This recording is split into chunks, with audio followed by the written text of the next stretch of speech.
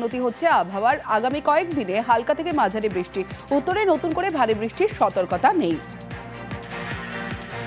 এখন আমাদের যা আবহাওয়ার পরিস্থিতি তাতে উত্তরবঙ্গে আবহাওয়ার ক্রমশ উন্নতি হবে এবং আগামী কয়েকদিনে ক্রমশ বৃষ্টিপাত কমবে।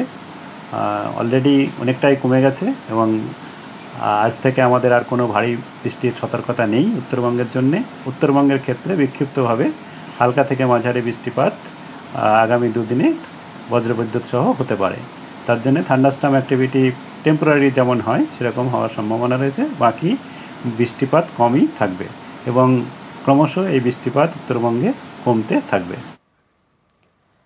কেউ ঘুরতে গিয়েছিলেন পেলিং, কেউ জলদাপাড়ায়। এরই মাঝে বৃষ্টি ধসে বিপর্যয়, পর্যটকদের ভোগান্তির এক শেষ। আতঙ্ককে সঙ্গী করে ফিরলেন বাড়ি।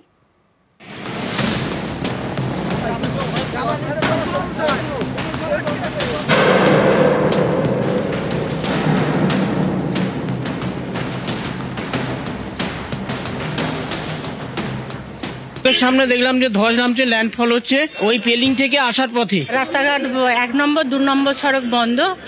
আমরা এলাম মানে পাড়ার রাস্তা দিয়ে আমাদের একটা ড্রাইভার নিয়ে এসে। পুজোর ছুটি, তাই অনেকেই গিয়েছিলেন উত্তরবঙ্গে, কেউ পাহাড়ে, কেউ ডুয়ার্সে, কেউ আবার সিকিমের গ্যাংটকে। এরই মধ্যে শনিবার রাতভর বৃষ্টি, কোথাও ভয়ঙ্কর নদী, কোথাও ধস। পর্যটকরা চরম বিপাকে, অনেকেই আটকে পড়েছেন। যেমন আলিপুরদুয়ারের জলদাপাড়ায় হলং নদীর স্রোতে ভেসে যায় কাঠের ব্রিজ, আটকে পড়েন পর্যটকরা। তাদের উদ্ধারে নামানো হয় কুনকি হাতি।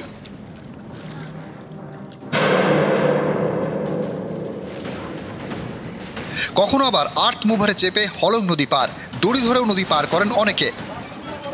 এই জাস্ট আমরা ক্রস করলাম জেসিবির মাধ্যমে, প্রায় 25-30 জন আটকে ছিলাম। বনাঞ্চলে বিপদ, পাহাড়েও দুর্ভোগের এক শেষ। ধসের কারণে অনেকেই যানজটে পড়েন। এই ধসের জন্য আর প্লাস এই ওয়ান ওয়ে এর মধ্যে জ্যাম হয়ে গেছে, তো তার জন্য না সকালবেলা সেই 9টার সময় খেয়ে বেরিয়েছি। এবার এরকম জ্যামে কোথায় লাঞ্চ করবো, আর এখানে তো কোনো তেমন দোকানপাটও নেই। ঘুরতে গিয়ে বিপর্যয়কে কাছ থেকে দেখা, আতঙ্ককে সঙ্গী করেই ঘরে ফেরা। কেউ ফিরেছেন বাসে শিলিগুড়ি থেকে কলকাতা। সামনে দেখলাম যে ধস নামছে, ল্যান্ডফল হচ্ছে ওই পেলিং থেকে আসার পথে। দার্জিলিং রুট বন্ধ, তারপর শিলিগুড়ি রুটও বন্ধ। আমরা কালিম্পং রুটটা ধরলাম, ওই লাভা লোরেগা হয়ে আমরা আস্তে আস্তে আমাদের বাসটা মিস হয়ে যায়। আমাদের বাস ছিল 6টায়, আমরা পৌঁছাই 9টায়। রাতভর যেভাবে বৃষ্টি হয়েছে, মানে আমরা নিজেরাই ভয় পেয়ে গেছি। তিস্তার যা রূপ দেখলাম, আর প্রচুর মানুষ আটকে আছে, প্রচুর বয়স্ক মানুষ, তারাও মানে খুব কষ্টে রয়েছে দেখলাম। অনেক পর্যটক আবার ট্রেন ধরে শিয়ালদায়। রাস্তাঘাট 1 নম্বর 2 নম্বর সড়ক বন্ধ।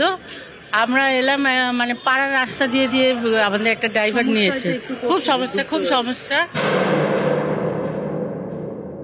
পর্যটক আটকে আছে বিজনবাড়ি ব্লক, ফুলবাজার ব্লকে। প্রায় 500 থেকে 550 মতো টুরিস্ট বিভিন্ন স্পটে আটকে আছে। হুট করে ট্রাভেল করবেন না, নাইট ট্রাভেল একদমই অ্যাভয়েড করুন। আগে ইনফরমেশন নিন, প্রপার ইনফরমেশন নিয়ে তারপরে পাহাড়ে ট্রাভেল করুন। নিউজ 18 বাংলা।